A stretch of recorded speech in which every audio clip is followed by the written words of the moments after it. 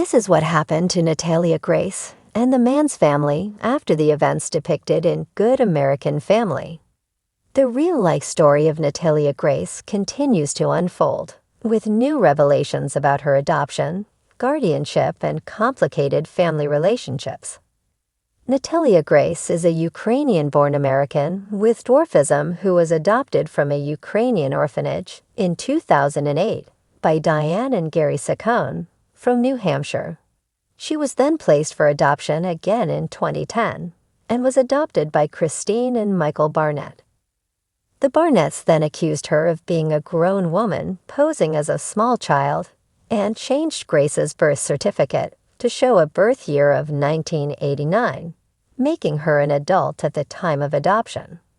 Given the controversies, her life has been covered by an investigation discovery docuseries, The Curious Case of Natalia Grace, and by a drama series based on the events, Good American Family, on Hulu.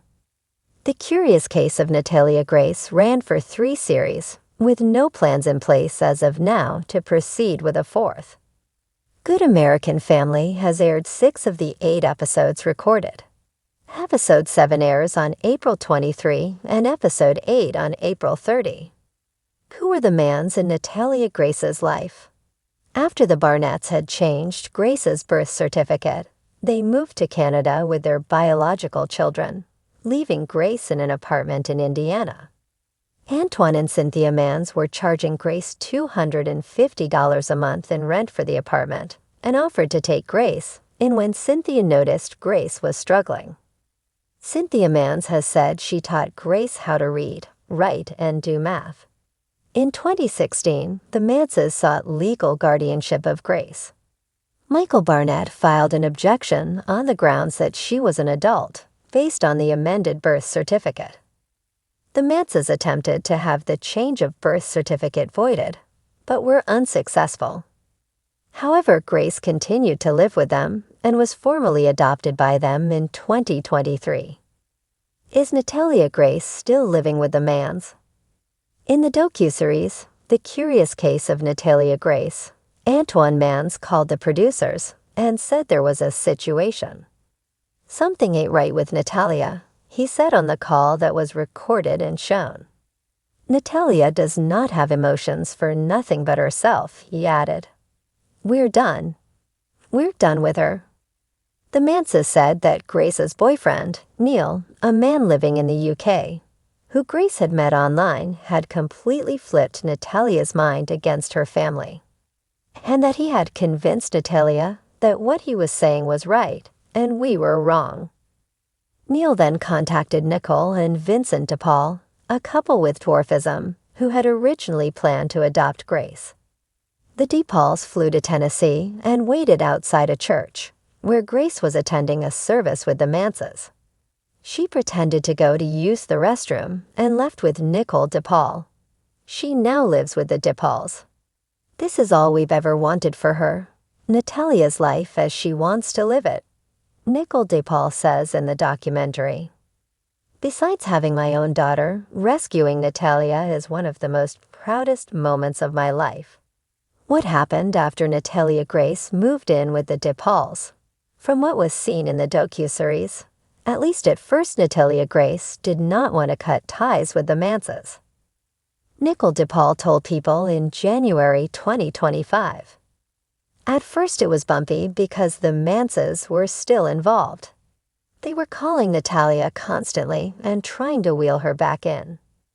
A phone call is shown between Cynthia Mans and Nicole Depals, in which Mans says, "That is not your daughter, that is mine." Depals retorts, "Going forward, Cynthia, you listen and respect her as an adult." In the docuseries, neighbors and people connected to the Manses make allegations that the couple abused Grace and other adoptive children in their care. Grace refused to comment on the allegations, and when asked if she was ever hit, she said, "Not anything crazy. Maybe a little pop on the butt or something." No action has been taken by authorities or charges brought over the allegations. What's not clear at the time of publication is whether Grace and the Manses remain in contact. In the final episode of the docuseries, Breaking the Chains, she was living with the Depals and pursuing a romantic relationship.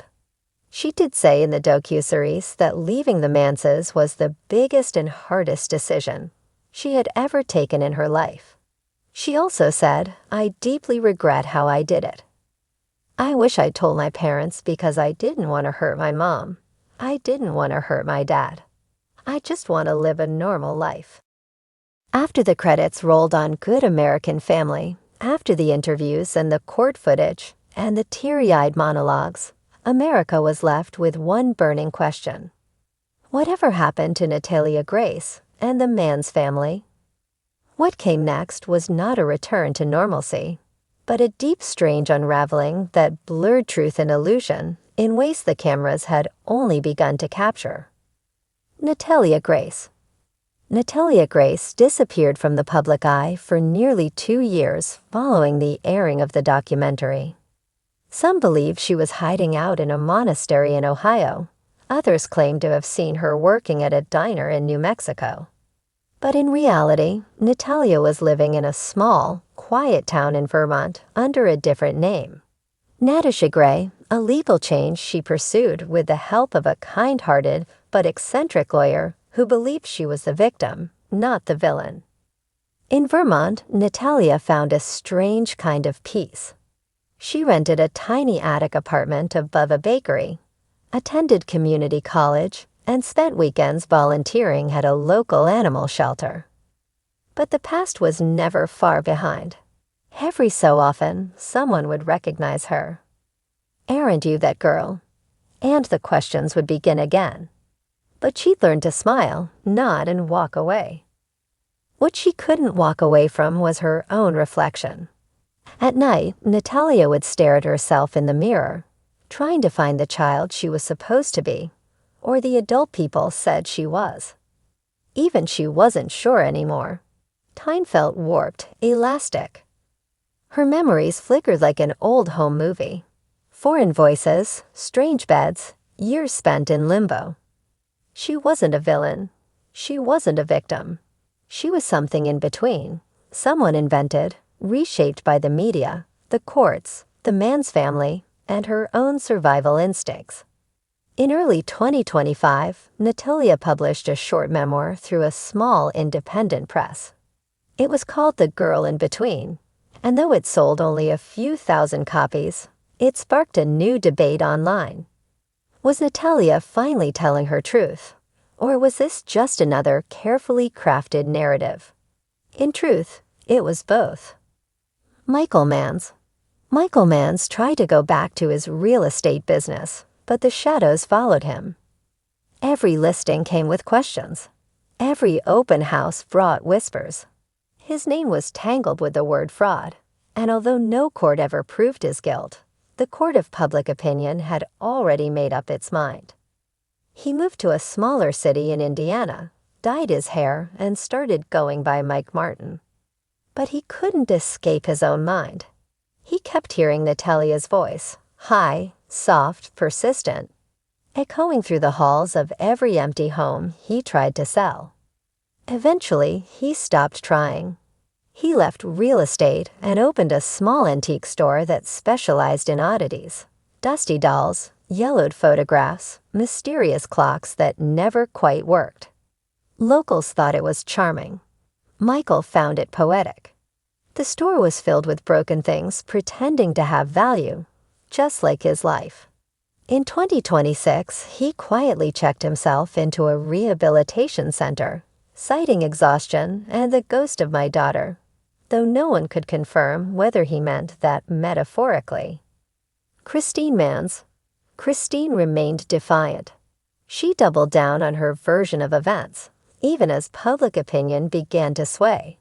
She started a podcast called Unmasking the Truth, where she analyzed other controversial court cases, always with the slant of parents who were wrongfully accused. Her followers were fierce and loyal, and many of them believed Natalia had been a 33-year-old sociopath pretending to be a child all along. But in the quiet moments, when the microphone was off, Christine felt something gnawing at her. Not guilt, she wouldn't call it that. It was more like unease, the creeping suspicion that the story she'd built was missing pieces. In 2027, she received an anonymous letter. No return address. Inside was a photo of Natalia as a small child, sitting on a swing in what looked like a Ukrainian orphanage. On the back, scrawled in blue ink, were the words, "You never asked the right questions." Christine didn't speak about the letter publicly, but her podcast abruptly ended 3 weeks later. She moved to the Pacific Northwest and took a job as a grant writer for a nonprofit that supported adopted children with disabilities. No one recognized her there, not at first.